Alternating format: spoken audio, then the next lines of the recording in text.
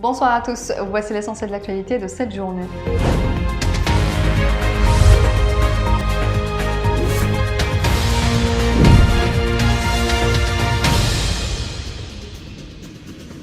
Le directeur général de l'Algérienne des autoroutes, Mohamed Khaldi, a révélé ce lundi que le système de paiement automatique péage commencera à fonctionner sur l'autoroute Est-Ouest à compter du deuxième trimestre de 2023, précisant que l'opération débutera par une expérience qui durera 6 mois. Khaldi a indiqué que les travaux sont en cours pour achever les 32 km restants des travaux de construction de l'autoroute Est-Ouest d'Al Taif à la frontière tunisienne. Les prix du pétrole baissaient légèrement ce lundi à 103,43 $.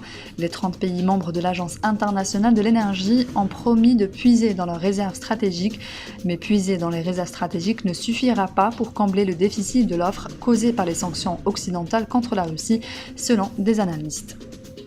La sélection nationale A' a effectué hier soir sa première séance d'entraînement au Centre technique national de Sidi Moussa en vue des 2 matchs amicaux face au Togo prévus les 7 et 10 avril au stade du Chehid Moustapha Tchaker de Blida.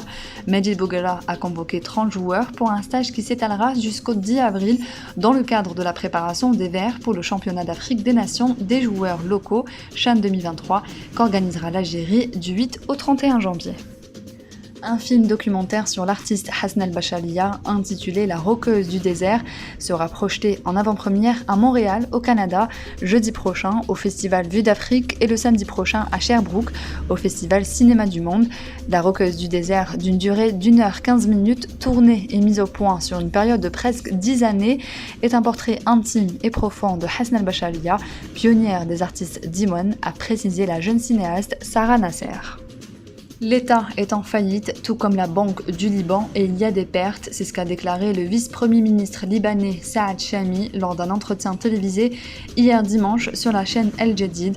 La répartition des pertes sera imputée aux acteurs concernés, à savoir l'État, la Banque du Liban, les banques et les citoyens, a-t-il poursuivi, alors que le pays traverse la pire crise économique de son histoire moderne et que le gouvernement peine à légiférer sur le contrôle des capitaux.